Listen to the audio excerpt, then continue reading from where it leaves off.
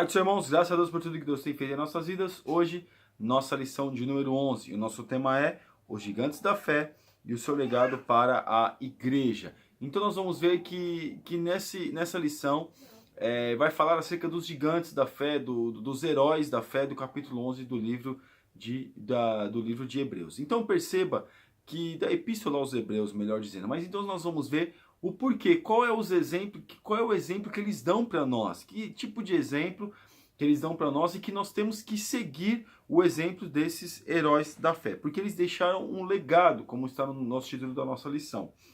O nosso textuário, que está em Hebreus capítulo 11, versículo 1, diz assim: Ora, a fé é o fundamento das coisas que se esperam e a prova das coisas que não vêm, que se não vêm. Ou seja, aquilo, meus irmãos, que a gente espera, mas a gente não vê. Isso é fé. É crer, é confiar numa coisa que não aconteceu, mas a gente tem a certeza que vai acontecer. Por quê? Porque nós cremos e confiamos num Deus que é criador de todas as coisas, que controla todas as coisas, que pode todas as coisas. A fé e a confiança irrestrita nas promessas de Deus. E essa é a nossa verdade prática. Mas a nossa leitura bíblica em classe, que está em Hebreus, capítulo 11, do versículo 1 ao versículo 8, e depois a nossa leitura do versículo 22 ao 26, e depois do 30 ao 34, diz assim: Ora, a fé é o fundamento, é o firme fundamento das coisas que se esperam e a prova das coisas que não se veem, porque por ela os antigos alcançaram testemunho. Pela fé, entendemos que os mundos pela palavra de Deus foram criados de maneira que aquilo que se vê não foi feito do que é aparente. Aí vai falar de Abel, vai falar de Abraão, vai falar citar até Raabe, José, vai citar vários heróis da fé neste capítulo. Mas veja que o comentarista da revista aqui, ele quer mostrar para nós o legado que esses homens deixaram, o exemplo que esses homens deixaram para nós nos dias de hoje. Para quê? Para nós seguirmos o exemplo desses homens, desses grandes que passaram aqui nessa terra. Então isso é para que nós venhamos absorver esse legado, absorver esse exemplo e nós venhamos praticar este exemplo. E também raciocinarmos que tipo de exemplo nós estamos dando para o nosso semelhante. Mas aqui na nossa introdução diz assim: o autor acabara de fazer sua longa exposição sobre a supremacia de Cristo, seu sacerdócio e a sua superioridade da nova aliança em relação à antiga. Essa exposição começou no capítulo 1 e se estendeu por quase todo o capítulo 10.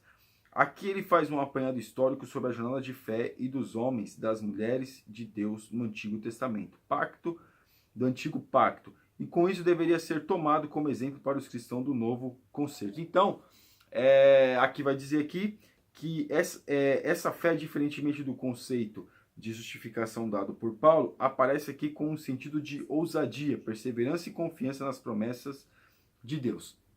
Irmãos, é muito importante isso. Nós sabemos quem nós somos, nós sabemos aquilo que nós fomos chamados para fazer nessa terra. Nós temos fé em Deus, que Deus, ele quer muito mais de nós. Fé, meus irmãos, não é apenas acreditar, como a gente acredita em Deus, que Deus existe, que o diabo existe, que o céu existe, que o inferno existe, não. A fé também está em colocar em prática a palavra de Deus, em ser obediente, como diz também o autor, o escritor aos Hebreus, capítulo 5. Ele vai dizer, capítulo 5, versículo 9, que aquele que obedece, quem tem fé também obedece. Resumido, eu estou citando o versículo.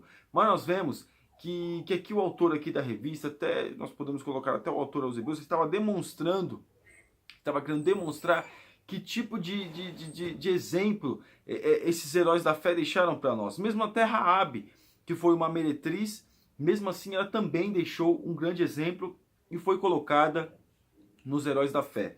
Então nós vamos ver aqui a fé demonstrada por eles em diferentes momentos da história, em diferentes situações. Foi o que garantiu as suas inserções na galeria dos heróis bíblicos. Essa mesma fé que garantiu que eles sempre avançassem e nunca recuassem, devemos imitar. Sempre avançando, nunca retrocedendo, sempre indo à frente. Infelizmente, nós passamos por situações nessa vida que às vezes a gente fica meio desanimado com isso, com aquilo. Às vezes até não quer ir para a igreja por causa disso, por causa daquilo. E às vezes a gente fica assim mesmo. Mas Deus fala para nós, sempre à avançarmos. Não importa o que aconteça. Esses homens aqui também viveram situações, viveram frustrações, viveram desânimos, mas sempre avançaram. Também erraram, pecaram, mas sempre estavam avançando. O tópico 1, a fé que gera confiança em Deus. A parte 1, sacrifício de Abel. O autor dá início à sua galeria dos heróis da fé com Abel, o primeiro exemplo de homem de fé. Abel foi um homem que nos primórdios da humanidade ousou confiar em Deus. É engraçado e interessante também nós raciocinarmos o seguinte: nunca ninguém tinha feito um sacrifício para Deus, oferecido um sacrifício para Deus. Nós não vemos Adão fazendo isso, mas nós vemos Abel fazendo isso. Como? Como que ele teve esse pensamento, essa ousadia? Foi o que? Foi a fé. Quando nós temos fé em Deus, meus irmãos, nós somos autênticos na presença de Deus.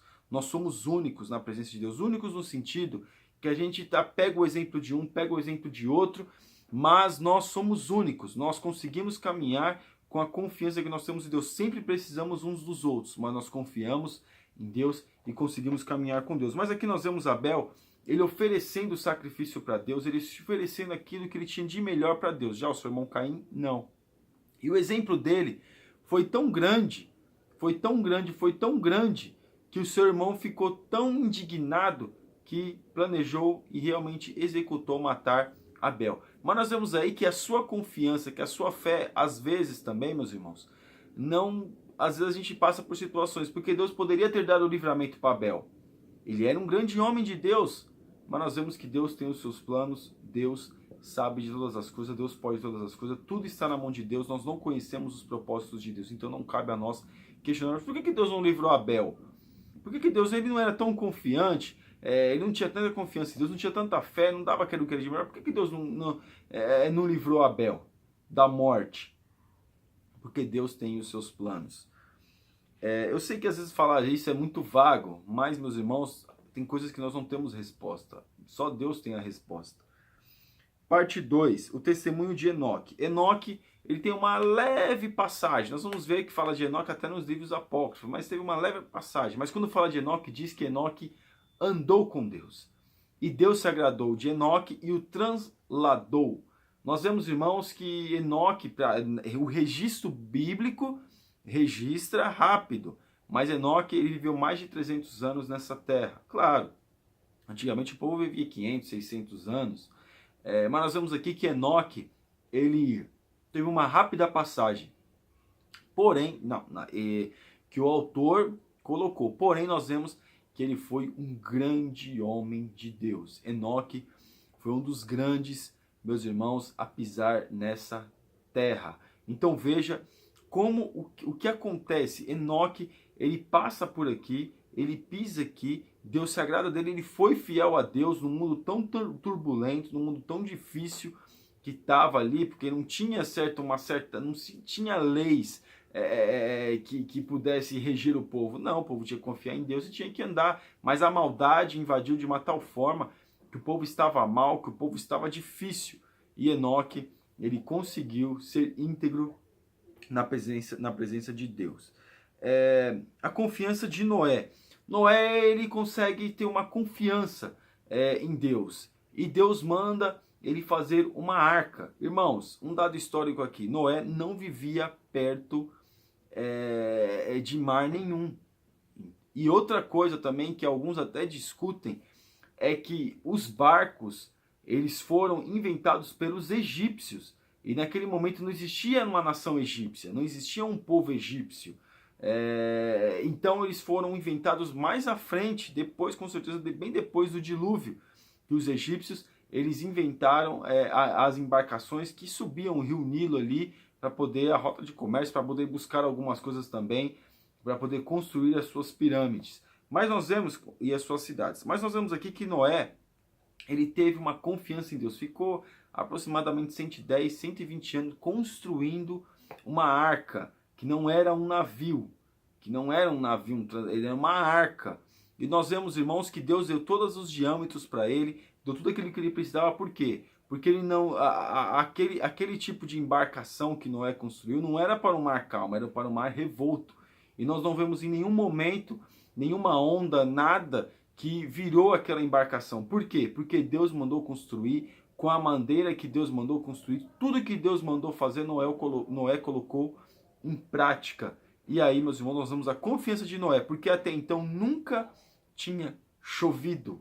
Nunca tinha chovido. O orvalho que regava a terra de manhã. Então, falar em chover para aquele povo era uma coisa sobrenatural, uma coisa surreal que nunca havia acontecido. E não apenas veio água de cima, meus irmãos. A Bíblia diz que as comportas do céu foram abertas. E estudiosos falam que veio água de tudo quanto é lado. Diz dos lados, de baixo, de cima, com certeza que veio a chuva. Mas veio água de todos os lados. E alguns até dizem que as geleiras são águas do dilúvio que ficaram congeladas. Cara, a gente não pode afirmar isso. Porém, são dados históricos que cabe a nós refletirmos acerca disso. Mas o importante é nós guardarmos que Noé confiou em Deus, e aquilo que Deus mandou ele fazer, ele fez, e aconteceu exatamente como Deus falou, que um dia viria a chuva. Quantas pessoas não devem ter passado por Noé e rido dele? Olha, você está esperando chuva, não vai chover. Alguma vez alguém viu Jesus descendo do céu e arrebatando a sua igreja? Não, nunca isso nunca aconteceu. Mas vai acontecer. Então cabe a nós vermos o exemplo de Noé e seguirmos. Tópico 2. A fé que faz ver o invisível. A obediência de Abraão. Após ter falado sobre Abel, Enoque e Noé, o autor foca o seu argumento sobre a fé da pessoa de Abraão, o patriarca da nação hebreia. Irmãos, Abraão vivia muito bem ali em Ur dos Caldeus, uma cidade, uma metrópole da época. Só que não dá para falar muito, e alguns dizem que o pai dele fabricava deuses, e aquela coisa, e eles tinham uma fé politeísta. Não, tudo bem. Porém, nós vemos que Abraão, ele não tinha exatamente uma certeza acerca de um Deus único. Tinha muitos deuses na sua cidade. Porém, nós vemos que esse Deus falou com Abraão, e Abraão ouviu a sua voz e ele creu no invisível. Porque Deus, meus irmãos, não levou Abraão de um dia, ele não saiu hoje de Ur dos Caldeus e chegou amanhã lá em Siquém, lá na terra onde Deus mandou ele ir. Não, ele deu uma grande volta para chegar até lá. E Deus mandou ele, e ele demorou muitos dias. Primeiro ele foi até Harã, ficou em Harã, lá o seu pai morre e ele vai depois, ele desce para a cidade ali perto, obviamente ali perto de Siquém ali, e nós vemos, irmãos, que Deus mandou ele fazer isso. Então ele montava e desmontava tendas, o quê? Confiando na voz que falou para ele. Então ele creu no invisível, ele não via Deus, ele só ouviu Deus falar: olha, sai da tua terra e da tua parentela e vai para uma terra que eu vou te mostrar. Então enquanto Deus não mostrou a terra para ele, ele foi montando e desmontando acampamento, montando e desmontando a sua tenda, até Deus falar para ele. Então nós vemos que é uma fé invisível, que não vê Deus, mas sabe que Deus está falando com ele. A fidelidade de José.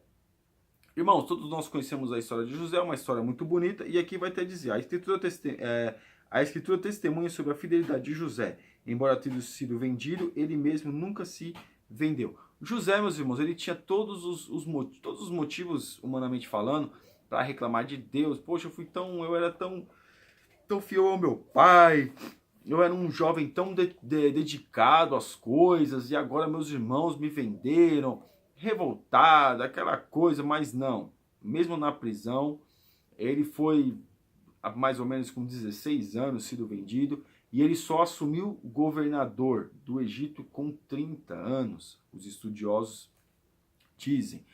Fazendo vamos dizer assim, uns cálculos da Bíblia.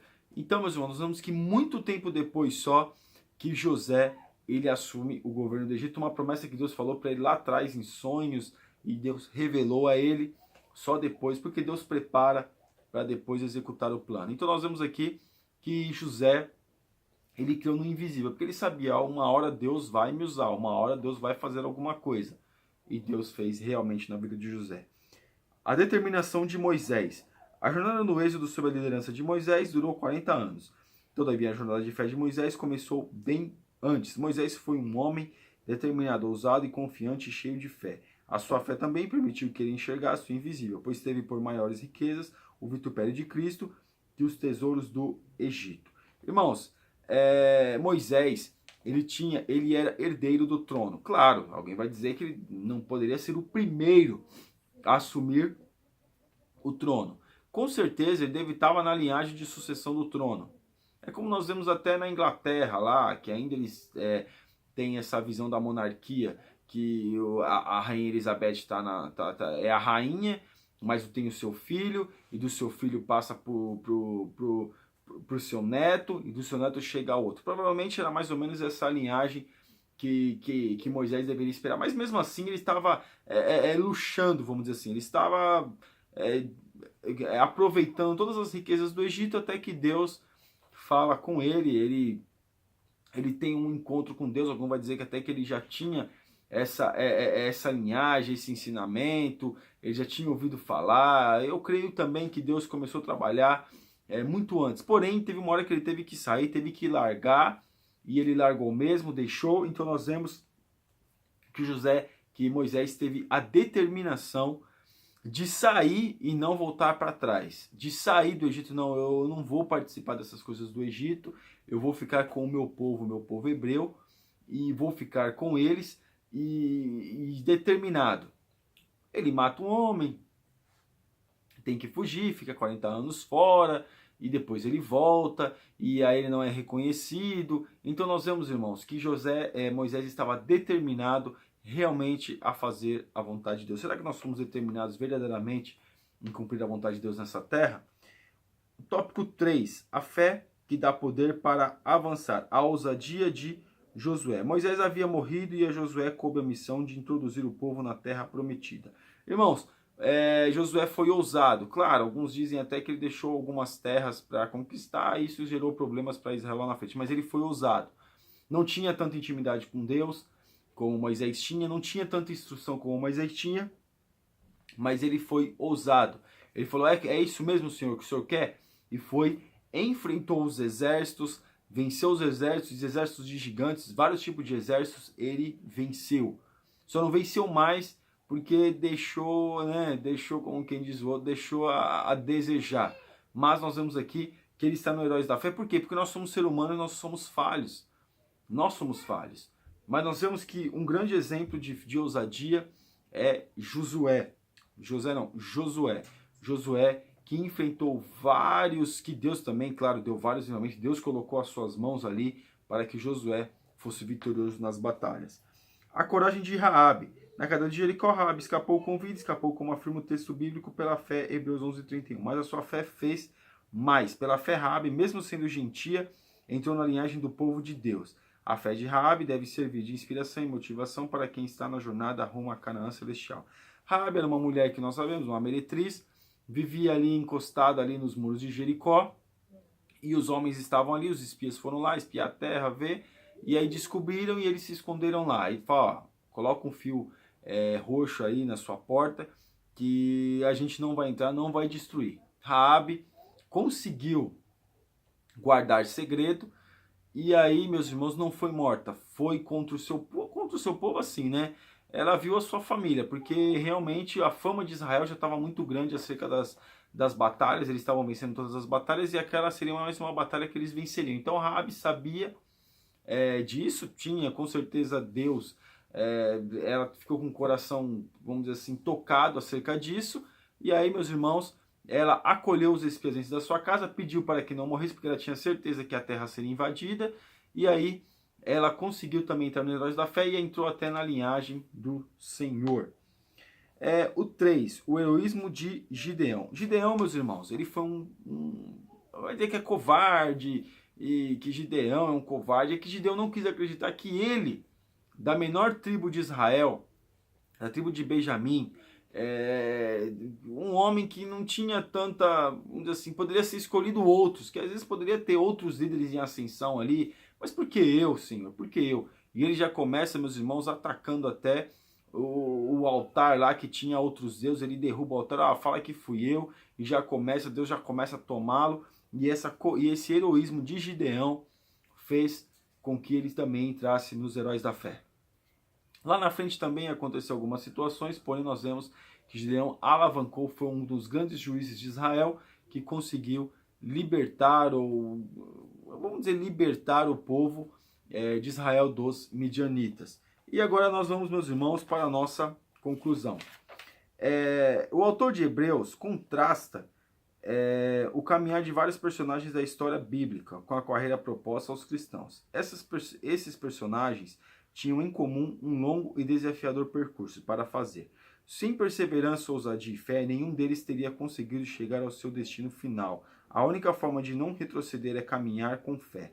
A fé derruba o obstáculo, abate o inimigo e levanta o abatido. Então, fica essa reflexão para nós. Nós temos que ter fé em Deus, meus irmãos. Os homens, eles muitas das vezes vão nos entristecer mesmo, mas quem nos chamou foi Deus, o Todo-Poderoso, e ore para que o Senhor te dê forças, venha nos dar forças para nós continuarmos caminhando, louvando, engrandecendo e bendizendo o nome daquele que vive e reina. Então saiba que Deus, ele tem tudo nas suas mãos, ele sabe de todas as coisas, e esses homens aqui que passaram por aqui são homens como eu, como você, e nós podemos também deixar o nosso legado nessa terra. Amém, irmãos? Que Deus abençoe os irmãos. Em nome de Jesus, fique na paz.